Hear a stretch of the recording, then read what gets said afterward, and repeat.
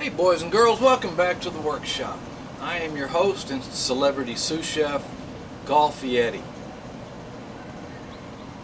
Really? Golfietti? Who wrote that? That's awful. Look, just take that down. I'll do it a cappella. Jeez. Sorry about that, folks. Anyway, we'll get to it quick here because I found that my rambling doesn't sell a lot of tickets. I recently found myself with an amazingly good first world problem. I got a whole freezer full of bluefin tuna. And if you've ever had bluefin tuna, you know it's delicious stuff, but you gotta have some ways to make it. And my favorite way, by far, is poke. Now for a while, poke in Southern California at least, was all the rage. But poke that you get in the restaurant here, while it's really good, and that's the only place I ever had it before I started making it, it's delicious stuff, but it kind of strays from, I think, what the original was, because it's got a whole bunch of additives. They add in, different kinds of, all these different toppings, like crabs, that fake crab salad, and shrimp, and there's all kinds of stuff you mix into it. And that kind of strayed away from what original poke was, at least from what I understand. I've never been to Hawaii, but it was simple. It was soy sauce, sesame oil, sweet onion, and some nuts that I don't remember what it was. It's a nut I've never seen before. You can also use macadamia nuts.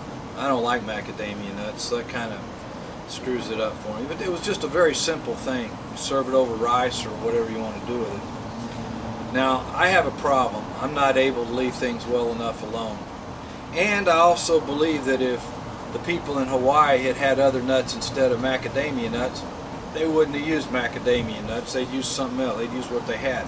So I'm going to use what I have. And I'm also going to add a couple of things to it.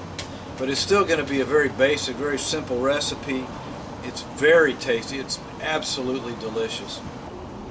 So, like I said, most of this stuff is stuff that's readily available or something you can substitute.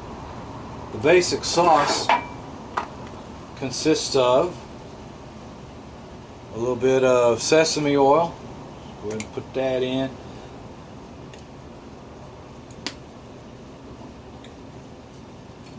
Some soy sauce. I like this ponzu sauce. It's citrus infused. It's a little sweeter, and I like a little bit of more sweetness with this stuff. But you can use just regular soy sauce. It's kind of funny. You go to a regular grocery store where they have like Kikkoman regular soy sauce. You go to a Korean market like we have here, and they have an entire aisle full of different sauces. Soy sauce. It goes from $4 a bottle to $40 a bottle. It's amazing, but this stuff's pretty cheap. It's good. Just use regular soy sauce is fine.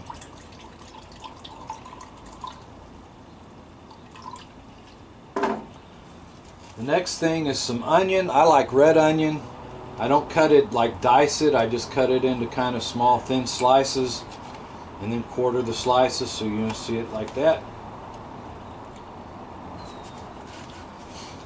I like to have a little bit of heat with mine. If what you have is jalapenos are fine. I raise these in my backyard. They're Thai chilies. So I got some to make it pretty for you because they say that that's really important. I got a red one and a green one that I chopped up real small. Put that in there.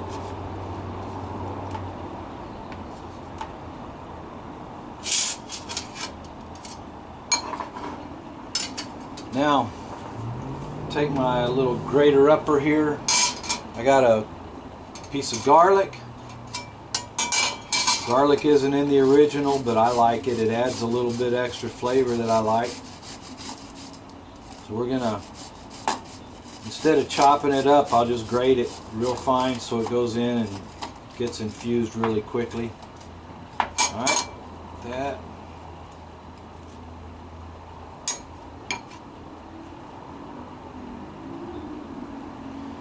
And one other thing I like to put in is a little bit of ginger. Doesn't take much. Again, just a little bit, get a little chunk off the root.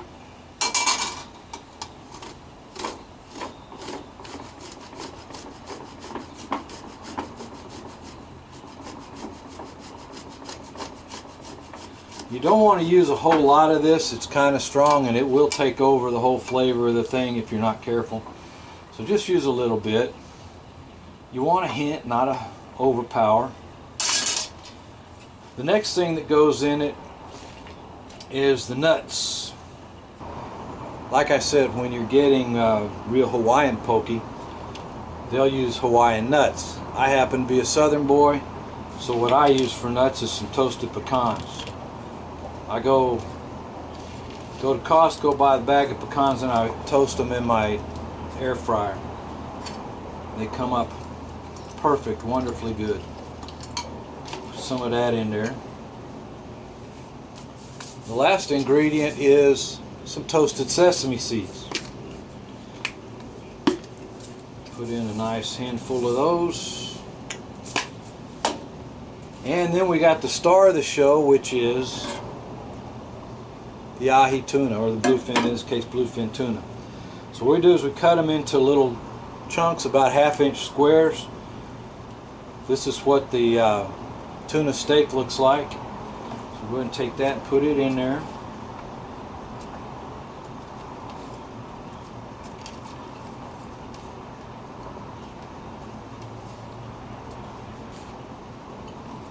Stir that up real nice and good. And now comes the hard part, because we're going to cover this up, put it in the fridge, and let it set for about an hour, hour and a half while the tuna soaks up this sauce. The tuna won't be red anymore, it's going to be this deep soy sauce brown when it's done. So let's go ahead and cover that up, and then we'll get to eating here in a bit.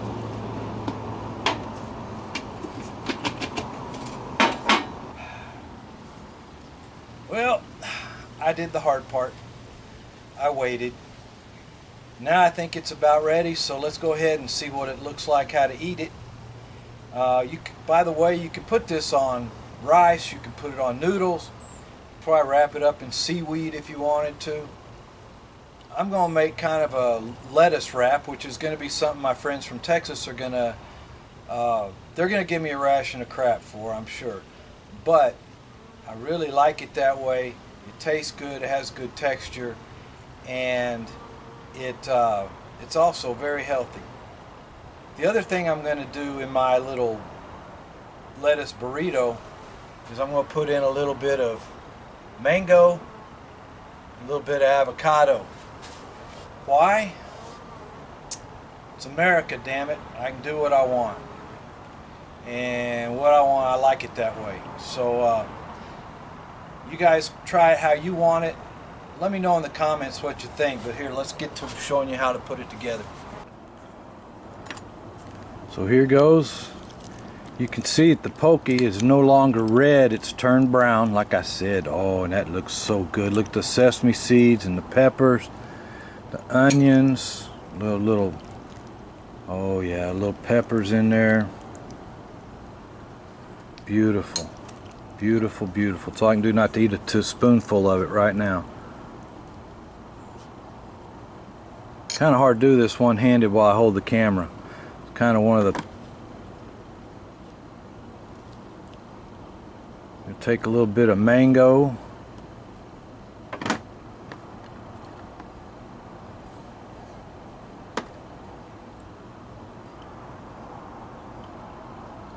And a little avocado.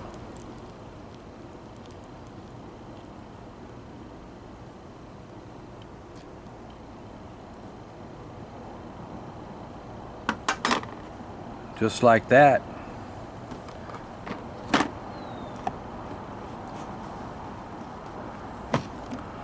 Oh, and one last thing, just because we want to make it pretty for you, let's go over here. We'll get us some green onions.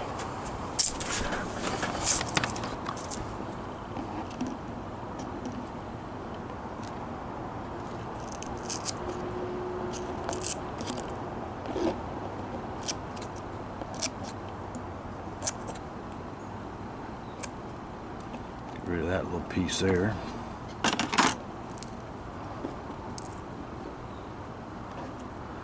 A little bit of green onion, isn't that nice now? Alright.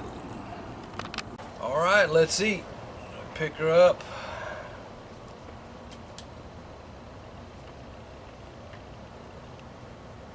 Fold it over like a burrito. It's a useless part on the end.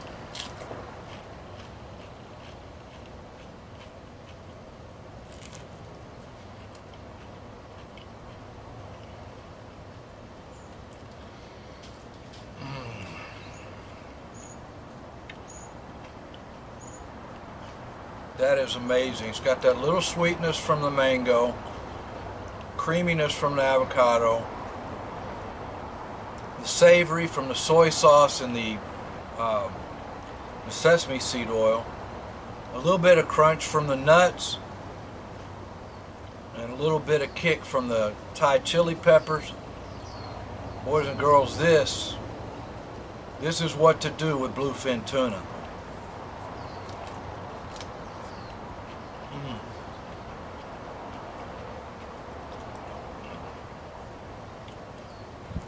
I feel bad that you're not here to share this.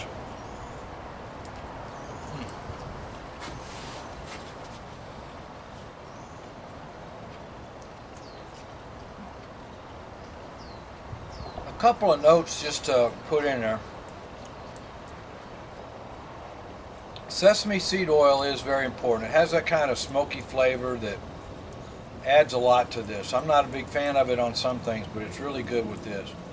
Again, you don't have to use any special soy sauce. I use the citrusy stuff, the ponzu sauce. You don't have to. It's still good without it. The mango and avocado, I add that in just because I like it. The peppers I add in, all that other stuff. Because one thing I tend to do with my cooking is I start with something I like and then I try to make it so I like it more. Doesn't mean it's better, just means I happen to like it more. So give it a try. Let me know in the comments what you think. If you like it, if you hate it. One other thing to add in, my wife will not eat raw fish. Just won't do it. And I'm not a big fan of it either, except this way. But I made this the other night, and I just took her poke and put it in a little pan with some canola oil, fried it up so it was cooked most of the way through, and then I put it on rice for her, and she says it's the most delicious fish she's ever eaten. So, you know, if you don't like it raw, give that a try, but you got to try this. Thanks for watching.